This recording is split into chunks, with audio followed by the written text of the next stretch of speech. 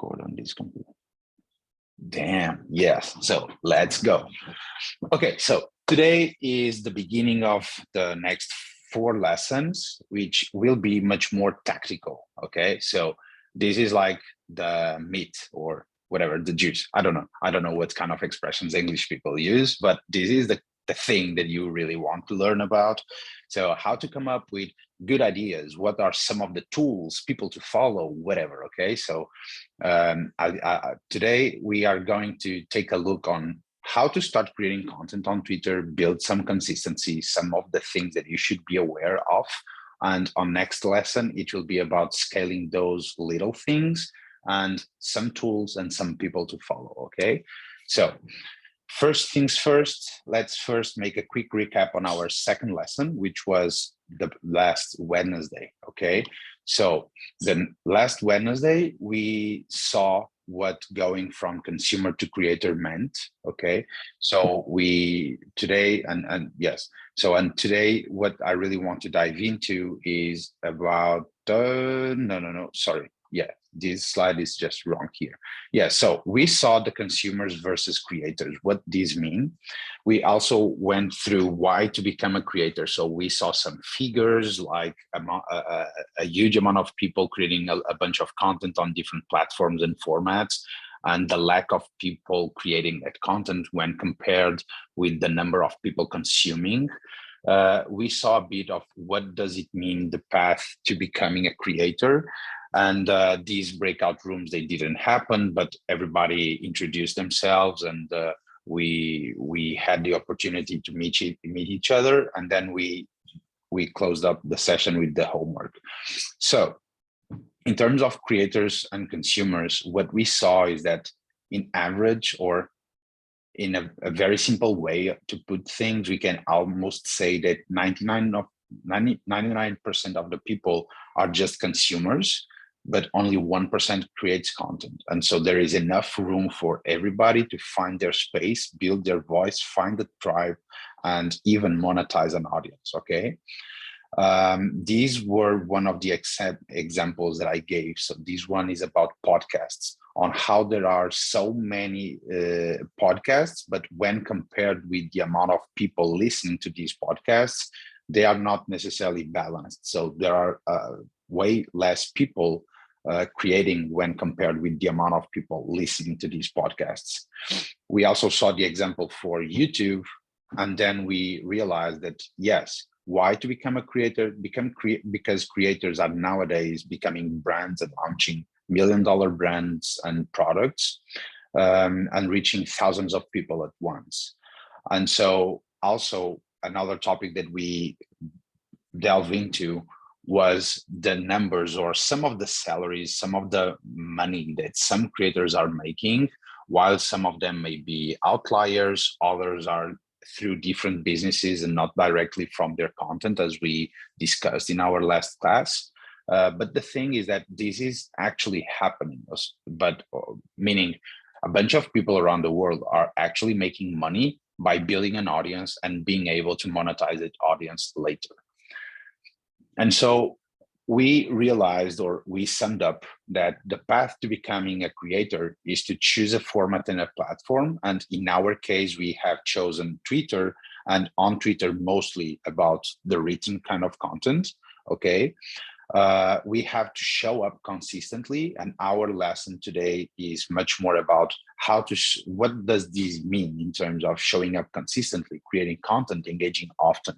Okay, with what leads to quantity that leads to quality, meaning that the more you create, the more opportunities you are creating for yourself to go viral, to increase your quality, and to create improvement cycles. So to get feedback, analyze, learn, iterate, improve, and repeat. Okay. And a very important thing that we have discussed our last class was about defining core topics and goals. And to define these topics and goals, that was an homework, and the homework was about you finding some things that you have some sort of credibility by having some past experience, but also things that you can share to a past self. Okay. Why? Because that's the easiest way to change the mindset from a consumer to a creator. And so this was the homework. And now let's move into our lesson today. Let me know if you have any questions, okay? Because I'm trying to be as fast as possible on this quick recap. So let me know if you have any questions still about our second lesson. If no, I'll jump into this one. 1, 2, 3. Okay, so let's move. Creating content on Twitter. So let's do it. Today, I am going to talk about what is this journey about, okay? And this is more or less the kind of content that you can also find on my freebie, okay? So I have a freebie on how to go from 0 to 1,000 followers. And as you can see, the freebie is just about this lesson, while you have an entire bootcamp here to learn the before the freebie and the after this lesson, okay?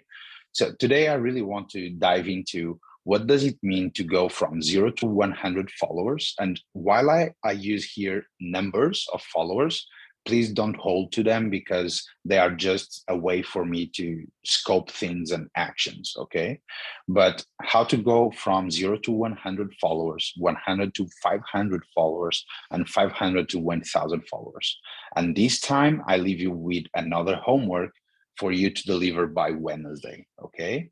And on Wednesday, I'll give you another one for you to deliver by the Friday on our feedback session. On our next lesson, so for Wednesday, I'll bring you some topics on how to go from 1,000 to 10,000 followers. So what is the journey after you pass the 1,000 followers, okay? Because that's when things start to be fun. Some people for you to follow, okay?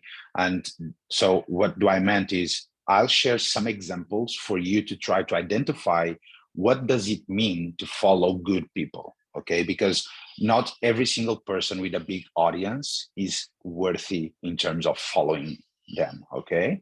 And so in terms of following people, I bring topics like creating Twitter lists, using Twitter deck, whatever, okay? Then I'll delve into the power of analytics and how to have a first impression of what does it mean in terms of analyzing both your content in terms of engagement, what does work and what doesn't, and also how to try to understand if you are growing in the right way, okay? And to summarize, to conclude next lesson, I'll bring you some tools you must know, okay? So tools for you to write threads, to have copy or hook examples, things like those, okay? So let's go. In terms of going from 0 to 100 followers, the first step and the most important one is to master the basics, as we tend to say, okay? And the basics is, if you want, the landing page, okay? I have a very product-oriented background. So when I look into Twitter and creating content, I use this framework of, I see my Twitter profile and the content I create exactly as if it was my own product. So Twitter is my product. Each thread and post that I put out are like features, and I always go back to them to work them better, to increase some of the numbers and some things, okay? So if you have this cycle, this improvement cycle, as we have discussed already on top of your heads, that's the kind of product cycle in terms of how to improve your product, okay? And it is exactly the same framework as I use here. So the first thing is to master the basics, and the basics are composed by 5 bullet points. The first one is the personal brand name, and this is what you want people to know you for. The second one is the Twitter handle, and this is very important because the moment you start growing, people will start to try to mention you on their own tweets. So if your Twitter handle is very complicated, it will become harder for people to find you or to mention you, okay? And as we know already, being mentioned is like word of mouth, is the most powerful way for you to get into other people's audiences, and at the same time with their own like safe word, like it's a warm intro, okay? The third one is your profile picture. And this is something that you can have 2 approaches, and I'll bring you more about that. And then the profile banner, which I see the profile banner once again under the product lens, to me, a profile banner is like the UI, okay? When you see a product and you have a certain UI, this is exactly how I see the profile banner. Is like, it is my UI on my landing page, where my profile is my landing page, okay?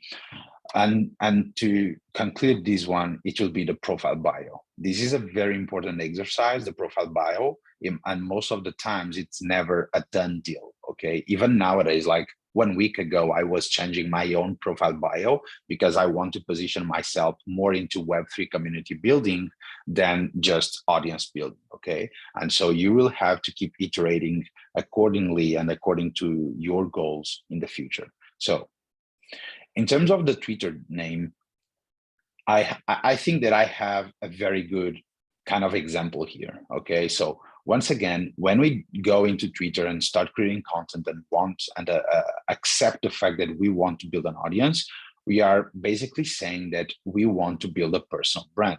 So this is like, how do you want people to know you for? Okay, and in my case, I think it is a very good example because my name is Bernardo, okay? But Bernardo is a very Portuguese name. It's very hard in terms of being an international name. If I want to be recognized as a Gary V, it's very difficult. So I took a look at a ton of people who changed their names in terms of making their names more internationally easily or easy to recognize. And I've done exactly the same thing. And that's why I've started to use the Bernie name. Okay, so I'm Bernardo, but I'm nowadays known as Bernie because Bernie is much easier. There are Bernie Madoff, Bernie Sanders. There are multiple Bernies, and so Bernie is a very easy to say name. Okay, and so if you have a more difficult name, but if you want to grow in an English native or English speaking audience, then you should be smart enough and adapt your name. Okay, at least this is what I think. This is my personal opinion. Naturally, you may have a very different opinion, but I think that having an easier name to be spelled is better in terms of building a personal brand. The second one is the Twitter handle. And when it comes to the Twitter handle, this is how people will mention. And so I used to use initially when I only had like 30 something followers, 50 followers, I used to use the Bernardo Faro, okay, which is my first and last name. And then I changed for a while. My Twitter was like Bernardo, and between parentheses, I had something like AKA, or also known as Bernie, until the moment that I decided, no, I don't care about Bernardo that much. I care much more about building a good brand. So let's go all in with Bernie. And so I started to use or try different things. I am Bernie, here is Bernie, or here Bernie, the Bernie, while this is very egocentric, like the Bernie, the real Donald Trump, whatever. Yeah. And then, hey, Bernie, okay, because I think it's very, it's like sweet. It demonstrates my personality. Like, okay, I'm this teddy bear, and so yes, I'm Hey Bernie, how are you? And so I chose the Hey Bernie handle, and so once again, the handle should be aligned with the kind of brand that you want to create. If you have something like the real, for example, Sonia, the real Sonia, it will be much more. It will create some sort of a barrier. But if it is like Hey Sonia or Hi Sonia, it's much more approachable. Okay, so be intentional in terms of choosing your Twitter handle. Yeah, so here it is in terms of my example. Okay, in terms now of your profile picture, as I was mentioning, you have here two ways you can go. If you are in the crypto space, or if you want to talk under the name of a brand, if you are in the crypto space and want to use some pseudo-anonymous account to protect yourself or whatever, that's one way. Okay, you can use an NFT as your profile picture. You can use whatever .eth or .sol or whatever name that you choose, and that's a way for you to guarantee anonymity. But if your goal is to build something more personal or professional, then you should use your own picture, and please choose a picture where you are not with a suit unless you really want to have that way of building things, okay? Because if you want to be approachable, having a suit as your first picture is not necessarily the best one, okay? So assuming that you are trying to go for the first path, which is building a personal brand, a personal account, something approachable that people resonate with, then try to have a clean image, okay? And then you can use multiple tools like Photo Room or Adobe Spark or even Canva, I think so, or Adobe Photoshop, whatever, to create something like remove the background, make it easier for people to understand that this is you and no one else, okay? Use some catchy colors, something that people can identify, and start creating your brand from there, okay? This is much more brand related stuff, and I'm not into branding, so, but we can discuss some things if you want to, okay?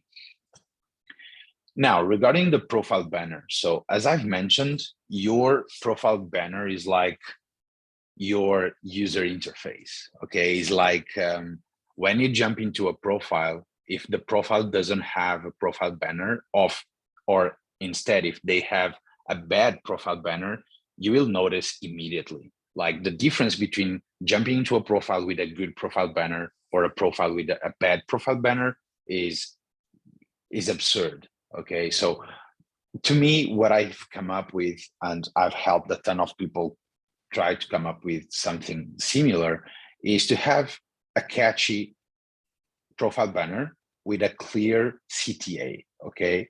And in terms of having a clear CTA, these are just some ground rules in terms of copywriting, but what I meant is, okay, start by introducing yourself and then try to say people why they should follow you or what do you do here. So, hi, I am Bernie. I will help you grow your audience and learn about Web3. Okay, so people know that the moment they follow me, they already expect this kind of content. So content on audience building and content on Web3. If people don't want to know about how to build an audience or about Web3, they know they shouldn't follow me. That's as easy as that. And so, and then I have here a very clear CTA, a call to action that says, follow me and turn on the notifications. Sonia.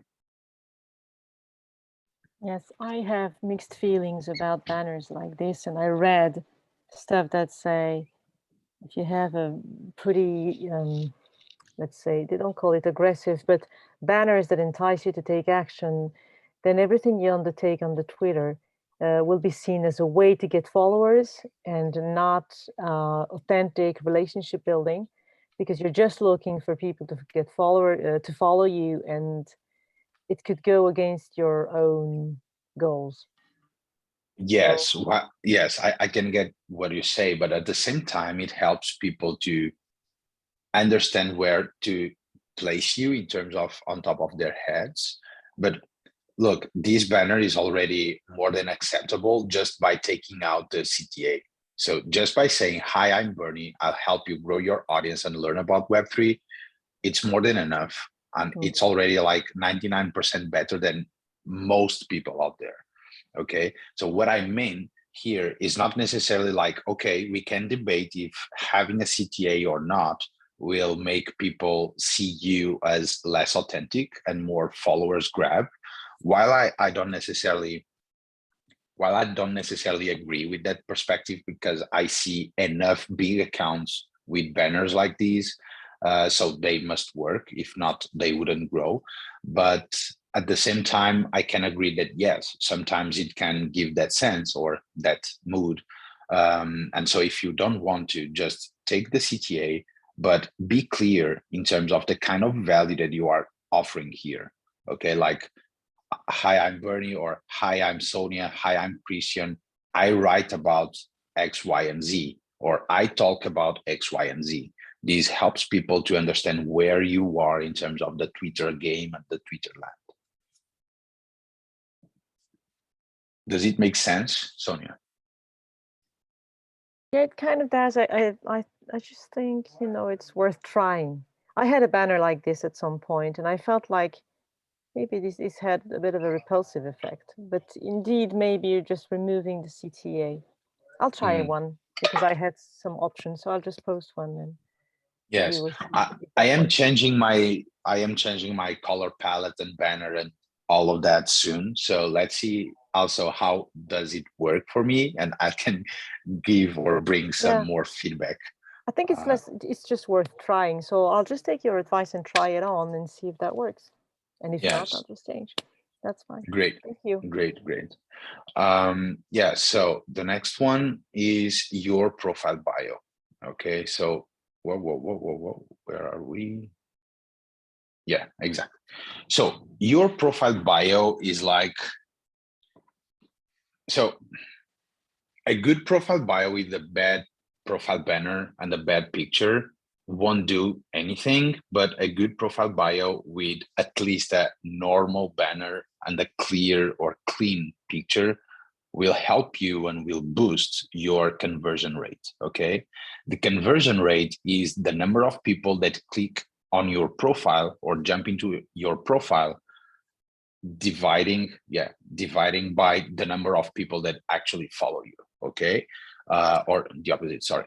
So but this is like the conversion rate, and what you want is to increase your conversion rate. Okay, good enough conversion rates are like 1 to 2%. That's the average, the normal, in terms of converting people on your profile. And why does the profile bio works so much or has so much weight in terms of converting people? Because most of the times it is a very clear sentence stating the kind of value that you are here bringing, the kind of topics that you write about. And so people can very quickly understand if they want to follow you based on the topics that you will bring. Okay, we have other things to signal if you should be followed or not, like your pin tweet, if you have or not a newsletter, for example. All of these work very well in terms of helping you converting more people that land on your profile. But the profile bio is like the final step in terms of having everything in place and master the basics. Okay, and when it comes to coming up with your profile banner bio, which will be the homework for today, you should at least, or you must, I would say, state and focus on 3 bullet points. And all of these are very related with our previous homework. Okay, so the first one is to make it actionable, and making something actionable means having some action verb, something that impels the other person into some action, or to understand that we are in action together. Okay, so verbs like I will help you, I'm here helping you, growing, I want to teach you, I talk about X, Y, and Z. All these verbs are very actionable, are prone into taking someone into action. Okay, the second bullet point is to show some credibility factor. And so once again, going back to our homework, so we talk already why the credibility factor and how you can identify a credibility factor for your own profile.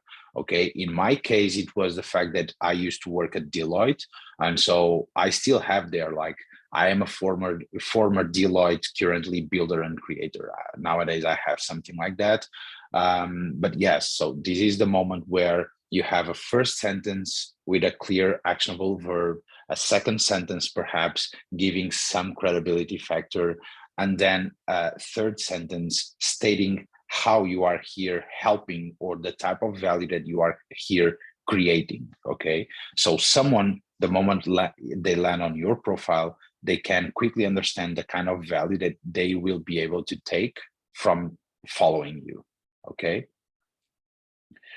so in terms of making something actionable, once again, it's about telling people why they should follow you. Okay, in my case, it was about I was helping content creators or people who wanted to become content creators to better learn about Web3. So I had this verb and this sentence, bringing content creators to Web3. When it comes to showing some credibility factor, back a couple of weeks and months ago, I used to use this sentence. So I work at Deloitte and I am a growth lead at Odyssey DAO. Okay, so Deloitte states for the fact that I'm not stupid. Okay, so Deloitte doesn't hire stupid person, so I'm not smart, but at least I'm not that stupid. Okay, and being a growth lead at Odyssey DAO meant two things. The first one was that I had already some experience in Web3 to be able to talk about Web3 even more, because I used to create a bunch of content, educational content on by deconstructing Web3 topics. And at Odyssey, we were all things about educating people on Web3. And at the same time, because I was talking about building an audience, where it is, yes, because I was about building an audience and helping you grow your audience, being the growth lead meant already something more. Okay, so people knew that Odyssey DAO, a good DAO with high credibility, was willing to hire me as their growth lead. Okay, so these were my two different credibility factors. And to finalize my bio, I used to have this sentence here. So I will help you grow your audience and learn about Web3 for free.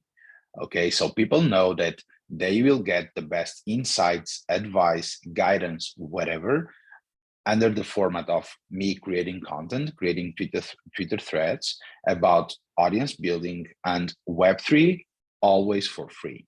Okay, so this used to be my kind of thing. And this is how, for example, I've met like perhaps 100 plus people, because people used to DM me asking me to jump into a Zoom call with them just to criticize their profiles or whatever. So Farouk, for example, the other day when you asked me if making the Twitter spaces, if they were a good idea or not. So back then I used to do a ton of Twitter spaces just by sharing how I went until 500 followers or until 1,000 followers or 5,000 followers, whatever. And those were some kinds of creating content or some content pieces like the Twitter spaces on how I stayed active about helping people to grow an audience and learning about Web3. And so by the end, this was my kind of my bio. Okay, so I am the become a creator guy, because back then it used to make a ton of sense. And this way people knew that when they talked about Bernie, they could talk about the guy who was all things about becoming a creator. Sonia, give me just 2 seconds. And then I had the bringing creators to Web3, and then the credibility factors. The first one is growth lead at Odyssey. I love creators and Web3, all things about NFTs, Web3, and Xpunks, which was an NFT project that I bought into. And by the end, I work at Deloitte. Okay. Yeah, Sonia, back to you. Yes, no hurry. Just because it popped up in my mind. How do you feel about those bios that accumulate topics? So I can talk about this one, this one, this one. Sometimes they have 3 or 4 topics, or they have a way to present things that you're not sure what you're going to find, because they talk about, the productivity and marketing and this and leadership. And some of them, grew their audience, but to be honest, they had other ways to do that. Like they had amazing jobs or other types of visibility, so they can talk about a bit about everything. Do you think we should focus very much when kicking off? Yes, exactly. And that's how you should analyze each one of these big accounts. So when I first came to Twitter, I spent perhaps 1 to 2 weeks just going through big accounts and like scrolling down as much as possible to see how they started their journey. Yeah, me too. Okay. I did this Yeah, like yeah, for hours, completely crazy. Like, let's be obsessed about how to start this journey the right way. And I realized that everybody started with a particular 1 to 2 topics, nothing more than that. And the more you start growing, the more trust you build with those that already follow you. And so that trust allows you to jump into different topics and different niches. And that's why the bigger an account is, the more spread they are in terms of topics. Like I follow some people that, for example, I've met them at 50K and nowadays they are almost at 300K. And they are so confusing in terms of an account to be followed by me, because one day they publish something like 17 tips on how to become more productive, and Exactly. 2 days after that is like the best books that changed my life, and I get like, whoa, okay. But at the same time, it makes sense, because the more you create, the more audience you build. The more audience you build, the more you create, and at the same time, the more trust you have. And so that trust allows you to jump into different niches and topics. Farouk. And by the way, Sonia, does it make sense?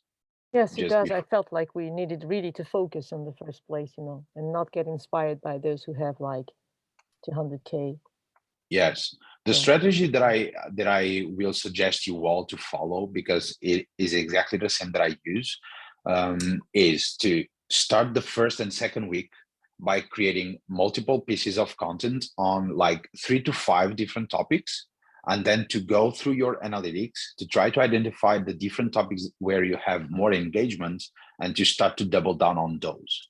And that will lead you until 1 to 2 final topics that you will start to be more consistent, and you will start growing in those niches. And then the moment you start having a bigger audience, you'll be able to start spreading your content into different niches. Farouk. Does that also apply to the replies, or does it, what you just said, applies mainly to the creation of Twitter threads or creating your own tweets? So, for example, you might, I'll just pick up Engaging with the something, accounts outside of your niche. or even, yeah, engaging with accounts outside your niche and replying, not creating your own tweets, but replying. For Yes. example, you might have you see, I'm not expert. I'm not interested in helping people build their audience, as you point out. So you might have some tweets about, hey, this is how you got to build the audience. It has nothing to do with Web3. At that point, should I jump in and add a reply saying that, yeah, please follow here, Bernie, or should I just keep quiet because that's not my area? Yes, you can do that. But once again, let me use an analogy here, okay? So we all live in a certain city, right?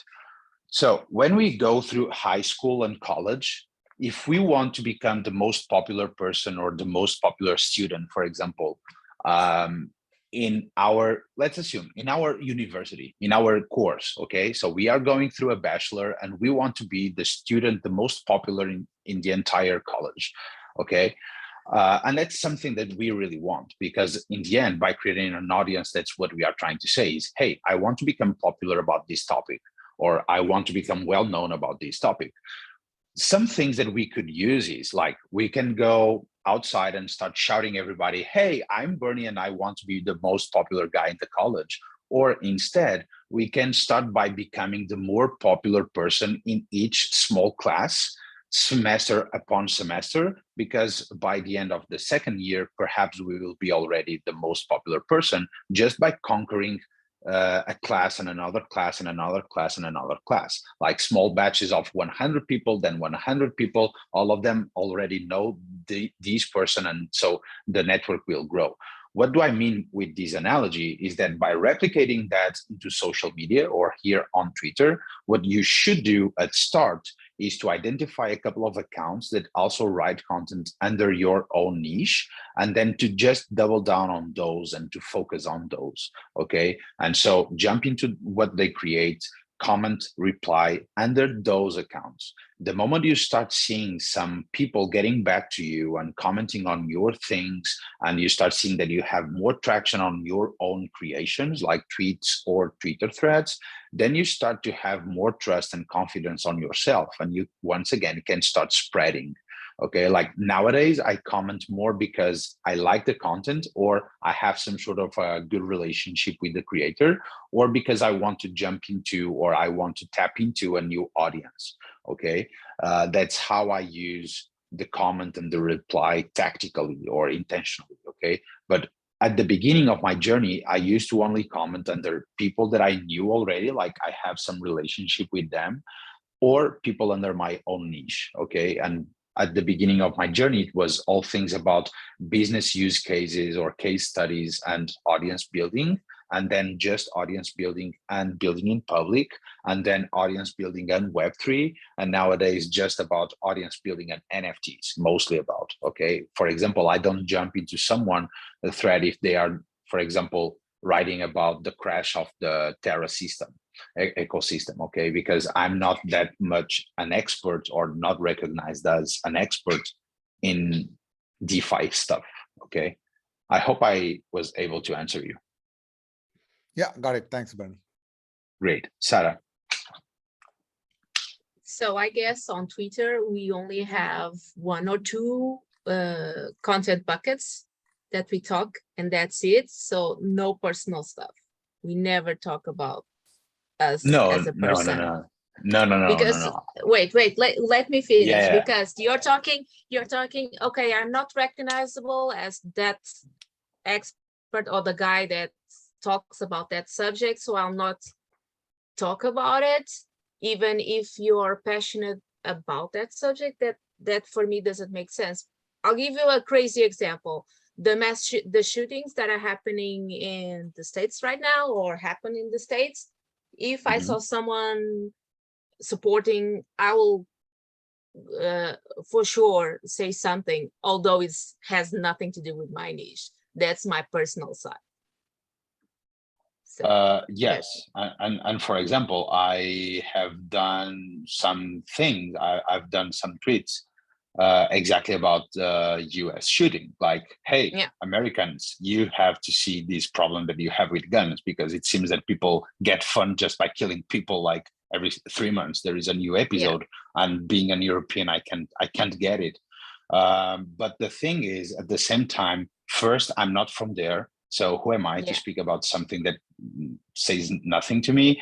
And second, that's not necessarily why people follow me. While at the same time, this is my personal account. So if you don't want to follow me, just leave. Like, you know where is the button, just click on unfollow and that's it. But what I meant, Sarah, is that you don't have necessarily to just write about things that you are an expert already. Like you can, for example, start by creating content. And this is like some of the different things that I said on our feedback session. Like you can, let's assume that, for example, you are learning about how to become a social media manager on Twitter, okay? Or how to build an audience on Twitter. You can start by share the journey, you know, and just by sharing the journey, that's already very personal.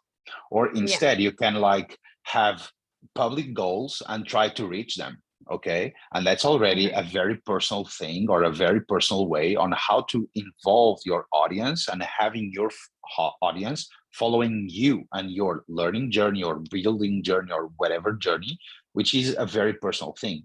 But a very different thing is, for example, if you only write about business case studies, and suddenly like, hey, here's a new thread on depression, on how to deal with depression. The probability of that thread just fell through the ranks and not even perform well, and you start losing people, is huge, because after all, people aren't following you for your psychological side, but instead for your expertise or the kind of thing that you curate about business. Okay, and this is what I meant. Okay, it's not that you can't show your personal way or your personal thing, but instead that's it. Because you know, I come from a different background. My experience is on Instagram, and there is and should always be a space for your personal opinions on something else other than the content buckets that you talk. Yes, exactly. And that's so exactly something that I said. Not necessarily, but at least at the beginning. Okay. At least at the beginning, that's a that's a big thing. Like, I remember that the first time that I shared something was at the peak of my momentum, which was a couple of months ago, when I first showed like a couple of pictures of me and things like those. And I even got some DMs like, Bernie, don't make your Twitter account much personal, because I don't know why, but Twitter is not necessarily a personal go-to place, you know? Yeah, I get that. I'm starting to get there. Yeah, because most people hanging out there, they are founders, investors, geeks, nerds like me. And so, yes, but hey, let me just share here I really wanted to find here a thing like, yes, give me 2 seconds to see if I can. Okay, I'll come back to it because I was here looking into my Twitter analytics things from like a couple of months ago. And yes, I used to be very much more personal than what I am nowadays, for example. Okay, because I started to create content just by building myself in public. It was my first bio was like, I'm on Twitter to build myself in public, like, yo, you know. Yeah, I know the yeah. vibe. Yes, and so that was the thing. Yeah, but whatever. Okay. So, Sonia, yes. Sorry about this. You were talking about the build in public and all. Don't you have a feeling that, you know, if you have a project, the build in public thing is important? Yes, I think so. I think so. I think that building in public is one of the most powerful ways to build a good community, find customer fit, find your right customers, get feedback on your new ideas, new features, new whatever, and at the same time convert part of your audience into paying customers. And if you're I mean, when you start building in public, there's not so much happening in the first days. You know, you're all setting up and all. You don't have that many stories to tell. So I'm struggling with this situation where I have a few weeks, a month ahead of me where I can find stories here, but everything is just settling down. And so I'm tweeting about, you know, what resonates with my target, I assume.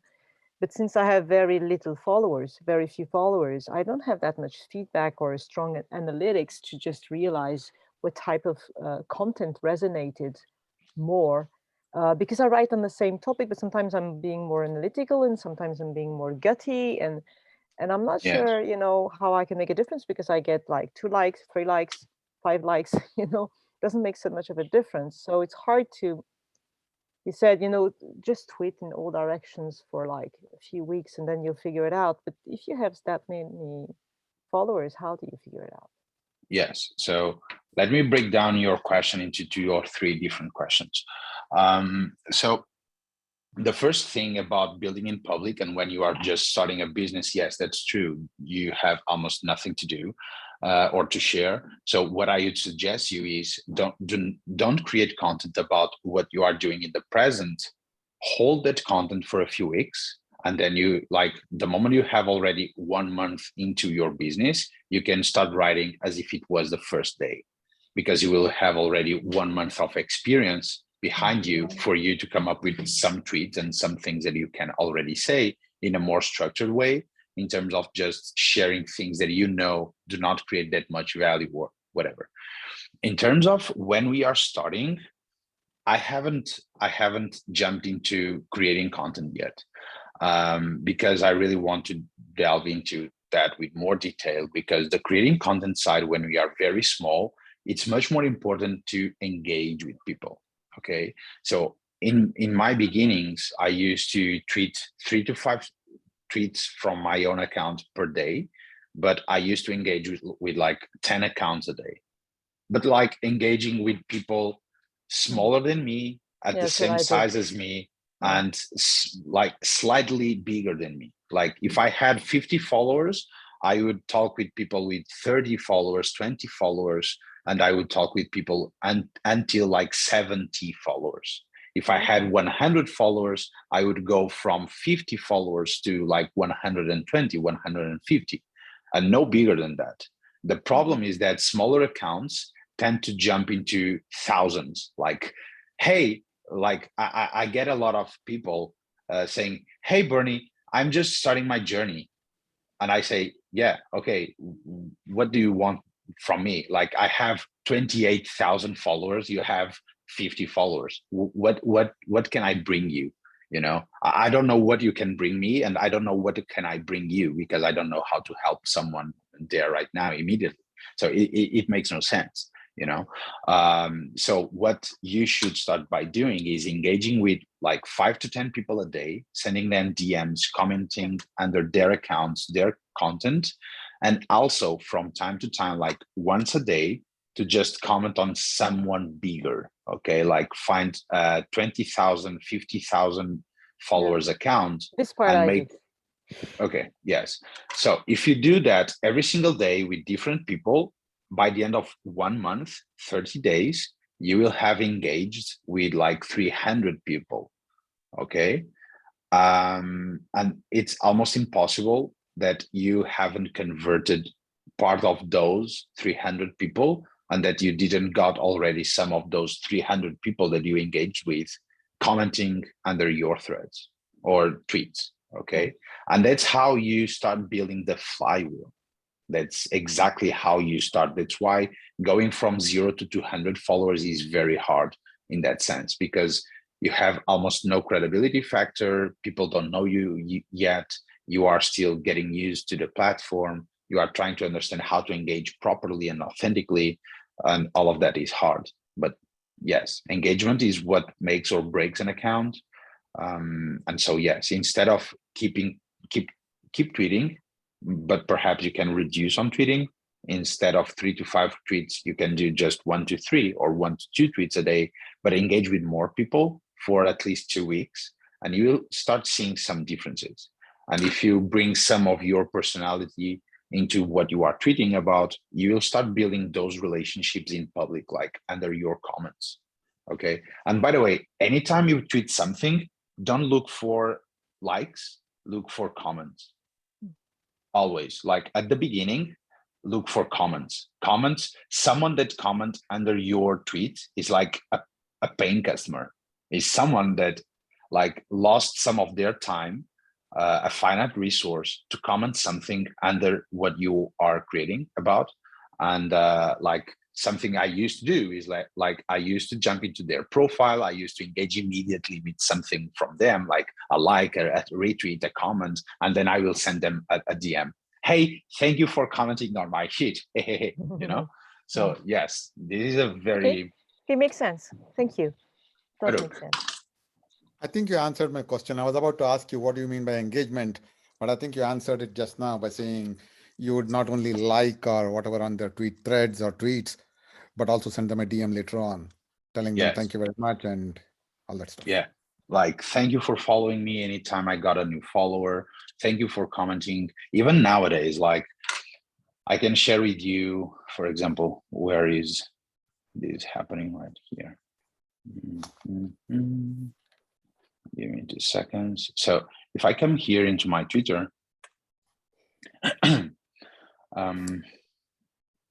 like yesterday, this Saturday, I've published this thread, which got huge, for example. And if you come here, for example, on my quote tweets, I tend, not everybody nowadays, because I don't have the time to do it, but I used to like comment and thank to every single one of these persons. Okay, if you quote tweet my things, my work, I used to jump here and say like something like, thanks for sharing my work, Nakub, it means a ton to me. Okay, something like that, just to be polite and for people to understand, okay, like this guy actually saw my quote tweet. Okay. And this is a way on how you can start building some more engagement. Like if I come here to my comments, you'll see that even nowadays, unless you are these comments, I try to reply to almost everybody as soon as possible, so yes, that's something that I still do. Like, let me see here, where is it? I've published a new thread a couple of minutes ago. Give me just 2 seconds to show you what I meant by that. I don't know, where is the thread? Here it is. So this thread, I've published it a couple of minutes ago, and I got a few comments. And the first thing that I do is to jump on these comments to reply to everybody, every single person. I try to reply to them always. And some of them, even nowadays, I try to reply through DMs. Yeah, Sarah.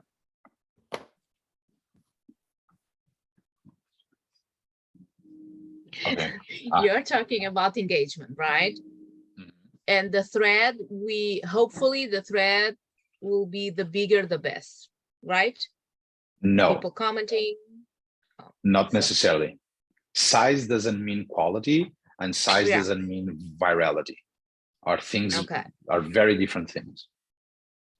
Because on engagement, one of the things we do on the other side is not thank you or sharing, but more than enough, ask a question instead of Yes, also. thanking. Yes, yes, yes, So yes. should we do it here also? Yes, I tend to do that a ton of times, but Okay. the way on how I like, most of the times when I share a thread, if someone, for example, makes a quote tweet or makes a comment under my thread, I jump to thank you or to thank them. Okay. I avoid to create comments because if not, I'll be there back to back to back in terms of questions under my thread, which doesn't get that much more attention. What I do in terms of using the question thing is I jump into bigger accounts and I use two things. One is I comment under their threads, making them a question. And second, and this is like one of the most powerful ways for you to build engagement or to start with a conversation with a bigger account, is I quote tweet a certain thread or tweet from a bigger account, adding my 2 cents or making a question.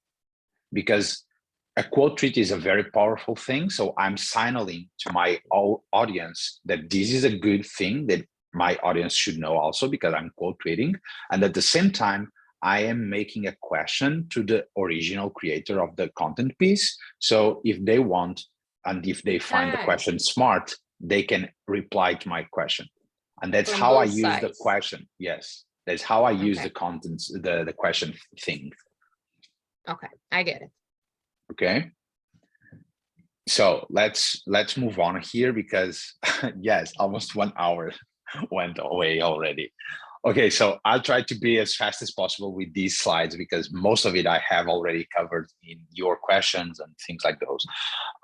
So the first thing is, what does it mean to create value? What do I mean by that? Okay, creating value is like, it goes from sharing resources, being able to curate resources of content and things like those. Why? Because the value that you are creating is the time that you save to the other person for them to not having to search for those things. So example, Saturday, I've published a thread that reached almost 600,000 people. And it was just about me sharing 23 YouTube channels to start learning about Web3 for free. Okay. And why is it nice? Because people love that kind of content because it saves them time. Okay. Another thing is like building public. Building in public is a very powerful way to create content and also to share with others some mistakes or some things and key learnings that they should be aware of. So that's a very powerful way for you to create value. Reach goals in public. This is another thing that I used to do. So back in my early days, I used to have a certain goal, which was to reach 10,000 followers on Twitter. And every single week I would like thank to new followers, like thank to 123 new followers that joined this journey. Welcome on board. We are moving into a 10K goal. And this creates a lot of momentum and involves people into your own journey too. The other one, which is the easiest to someone starting out, is to share advice to your past self, but once again, related to the kind of topics that you want to create content about. Okay. So I'm not saying here, like I have nowadays 29 years old, so I will write to 18 years old boys and girls what I think about life or college or finding a new job. That may be my thing, but if it is my topic, okay, nowadays I only write about community building, audience building, and Web3 or NFTs mostly, and deconstructing Web3. So it makes no sense to me to share advice with 18s if it is about personal stuff. But for example, I can create a very good thread like, if I had 18 years old, this is what I would do to be better prepared for the future and future-proof my career. here are 7 steps, whatever, for you to future-proof your career, whatever. And this is already a very good thread positioned to younger people. Curate the best resources in your niche, once again, is a very easy way for you to start to create content and understand what works and what doesn't. For example, Blake Burge has almost 250,000 followers, and this is the only kind of thing that he does. I've never seen a thread of Blake Burge sharing his own opinion about anything. I don't even know if he thinks or if he is real. All I know is that every single week I have 1 to 2 threads from Blake Burge sharing whatever things about Excel or Google Sheets or productivity or books or whatever, only just all things about sharing resources. Okay, and he grew his account until 250,000 followers. And the last one is share what you learn while you are learning. So it's exactly like the building public, but it is like learning public. So yes. Now, tweet daily, once again, it has to bring value, okay? I used to publish 3 to 5 tweets. 3 to 5 tweets, even nowadays, I tweet much less, unfortunately, but at the same time, I write better threads, so it's a way to measure things. But yes, daily tweets is how you start by shooting in different spaces, and at the same time, understanding what does work less or more or less, okay? It's like tweet as much as you can in a consistent manner over 2 to 3 weeks, and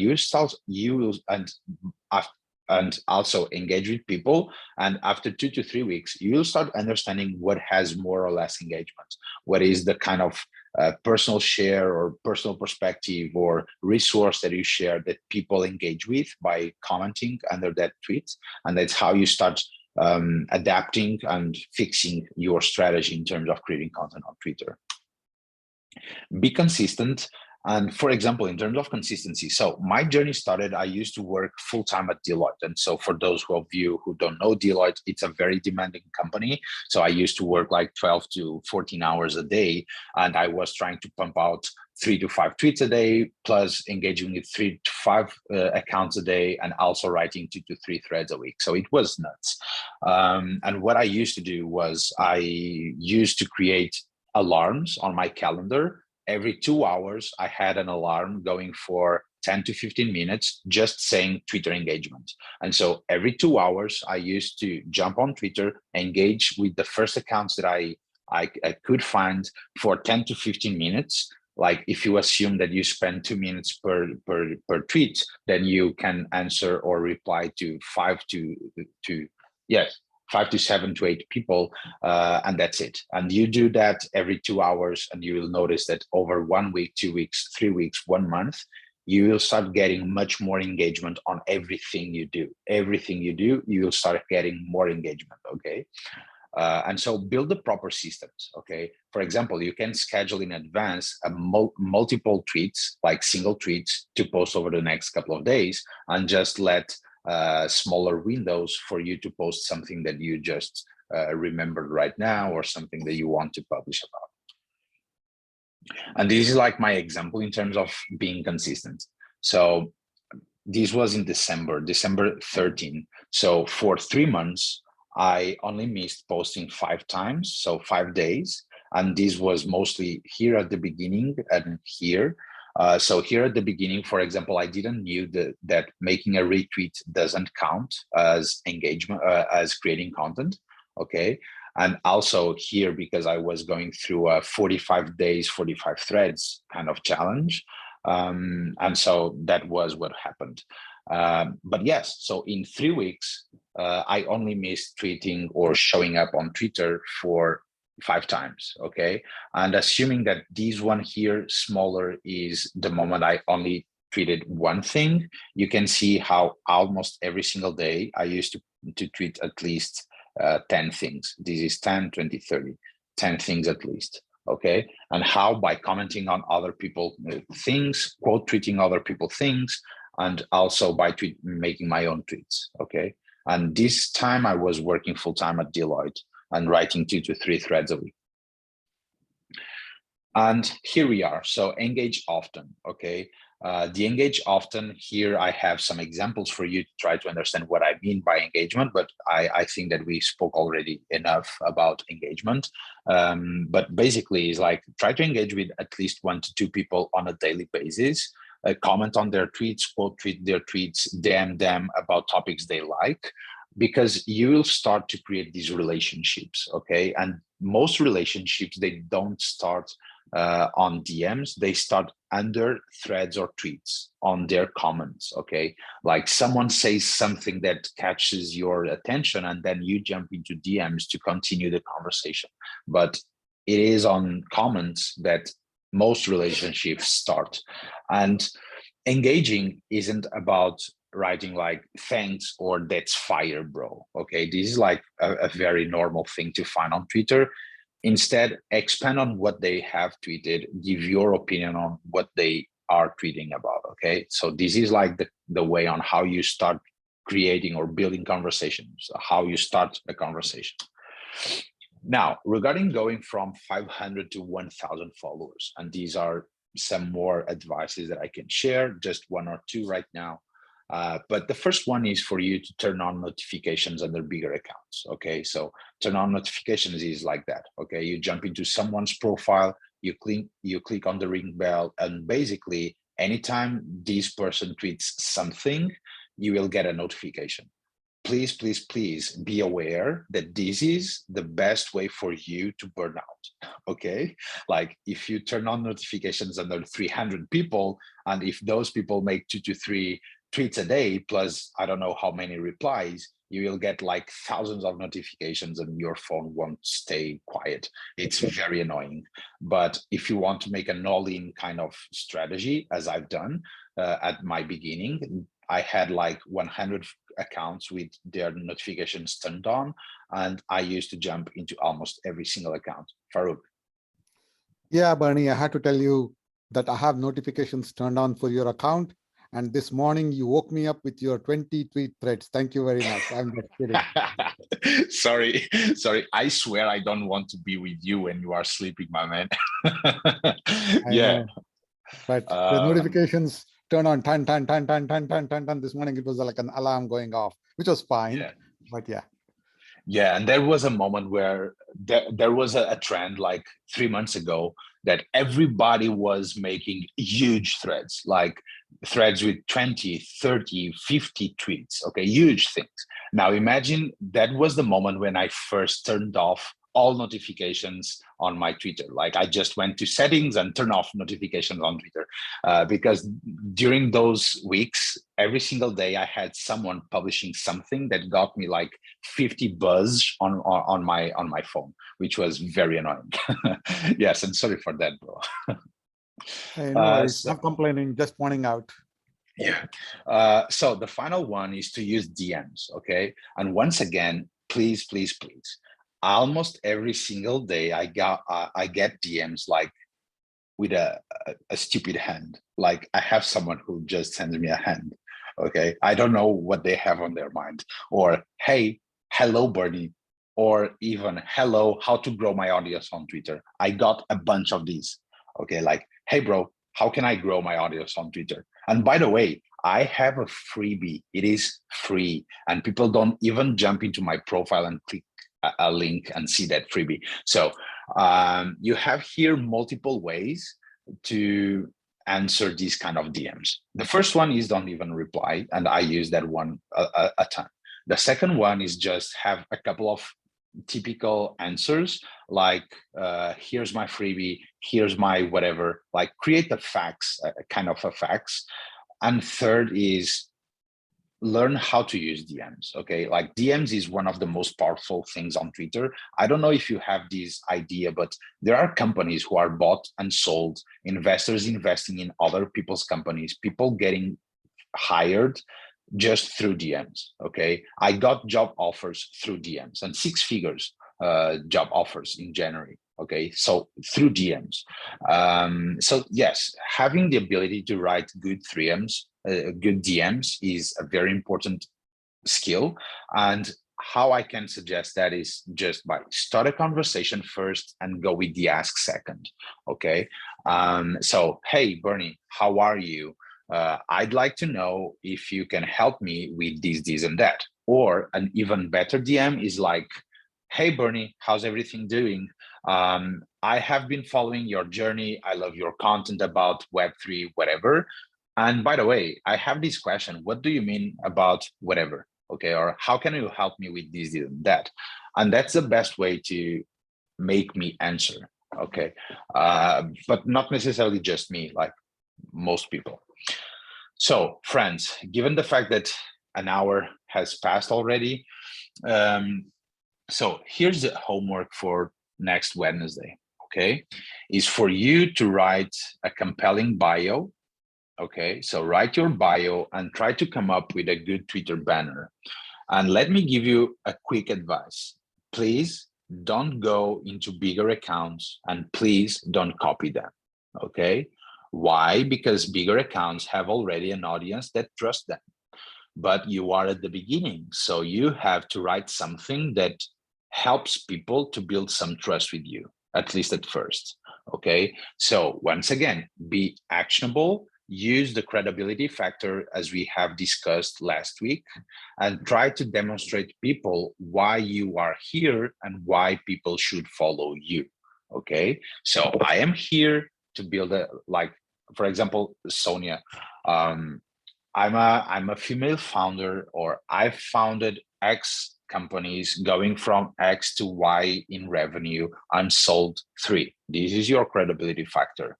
I write daily tweets or weekly threads on this, and that. I'm here to help you with this, and that. That's it.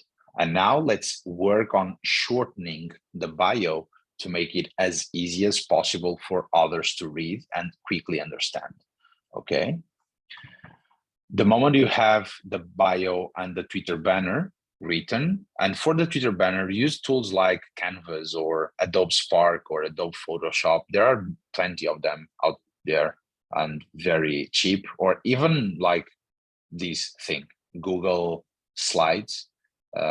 You can manipulate the sizes and use that to create a Twitter banner. The moment you have both the Twitter banner and the bio written, please share with me on Discord, or if you want, you can use Discord to go back and forth with your bio. Like, hey, Bernie, what do you think about this, and that? And as soon as I have time, I'll jump to Discord. I'll give you some feedback and you can iterate. So if you want, you can do your homework exactly that way, okay? So use the Discord, make sure, remember that you have there a community of folks, right? Just like you trying to learn. And yes, this is the homework for our next lesson, and that's it for today. So this is like the first lesson and the beginning of your journey. Thank you, Sonia. No, this was very helpful, and this very practical. So many mistakes we were doing. At least I'm talking for myself, but jumping into what's too big for us and feeling that it's too big, and not knowing, if it's okay to go back to small people and engage because you're not sure it's efficient and productive. At least that was my point, like, yeah, if you like, am I going to talk to people that small while my clients or the people I need to connect with are bigger, and you're not sure this step is being productive. So you're afraid that you're wasting your time. So if you say this is going to pay in the end, it's most reassuring that we should spend time doing it. Yes, it does. Even nowadays, I still talk with some people who have like 400 followers, but they were my early supporters. They were the first people like commenting under my threads, people that I used to share my threads with. They used to retweet my threads, and all of that helps a ton. When I first published my first thread, I got something like 16 likes, 3 or 4 comments. So like every big person has been small someday. And so that's the only thing. It's okay to just spend time with small ones, and that it builds an audience on the end. Yeah, it's like, do you know the do things that don't scale, the advice from Paul Graham and YC is exactly the same thing here. You have to do a bunch of things that don't scale at the beginning, both to find your niche, to find the topics that you are willing to write about and like and are passionate about, and also to find the right people that can support you.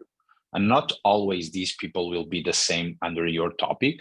Sometimes are just good relationships that you build online. That's it. Yeah, true. Thank you. Just one question, if I may. I know we are over time, but Yeah. can you recommend some tools for the banner? What did For the you banner, yeah. Yeah. So I use the Adobe Spark, but you can also use Canva, for example. Yeah, Let me go. Yeah, let me find the link, for example, for Canva. the normal link? Yes, a normal link. Yes. Okay. You go for Canva, you create an account, and you will have there multiple things in terms of banners. You create on Twitter banner, or you go on Google and you see the size for the Twitter banner. If you need any help, just write on the Discord. Cheers. Thank you very much. Just one follow-up question on because I didn't quite understand. So it was very enlightening, your profile, well, your 3 bullet points, and I noted everything. But what's the difference for you between what you've written on your banner and what you've written in your bio? Because it seems a bit. It's exactly the same thing. Okay. It is exactly the same thing, you know. Right. The Just difference is like differently worded. Okay. Exactly, differently worded, and my banner is much more visible. So if you land on my profile, and I challenge you to do this. So go open your Twitter account and go on my profile, and you will see what will get first at your eyes. And I can promise you it will be the profile banner. And for some people, just by reading my profile banner is enough for them to click follow, but some need more details, and the more details is the bio thing, you know. But I can tell you exactly, you are one of the few accounts where I think I know why you caught my eye. It was the now I don't know the exact wording, but it was the bringing content creators to Web3. Okay.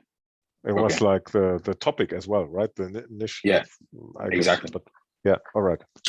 But thank you. Very, very interesting session. You're welcome. Thank you very much. Yes, anyone else with more questions or something like that? I have 12 more minutes. Just one operation thing, because when my account name is like really bad, like really bad, and I know we can't change it, right? Yes. Unfortunately, you have a client that was born with a bad name. Yeah. Okay. So because I have no followers at all, I just opened like whatever. Should I delete it and start again with the proper name, or go for it? Okay. If you can delete it, yes, perhaps it would be easier, because if you don't have any followers and no engagement, you have nothing to lose. Yeah, it's just there. Yes. If you don't want to delete it, like your client doesn't want to delete their account, what you can do is to do something that in Web3 is very good, which is to find an emoji that can classify your account and to have a different name, and just forget about the Twitter handle. Like if you have an easy name and a good emoji that people can recognize, you will become easily a brand or something like that people can see. Okay. Yeah. For my client, it's all good. It's the name it should be. I'm just talking about my own. Your own. Okay. Sorry. Yeah. Okay. That is really bad, and I think I'm going to delete it and start again. Yes. If you can, just do it, because it's easier. And by the way, even if you have like 100 followers, if you have no engagement, so for example, in my case, I have my account since like 2012. Okay. But by August, I only had like 18 followers, and September I had 30, and then 50, and that was that was what led me to decide that I wanted to keep this account, because I was already growing. But at the same time, I knew that I have to make some differences, some shifts or fixes, whatever things I had to change. So okay, so I think I'll kill it and start again. Yeah. Anyone else? Any question? If not, just have a great day and see you on Wednesday. Good night. Sonia, good night. Bye. Or yes, bye-bye. Night, day, Right. whatever. Thanks. Bye. See you. Bye-bye, friends.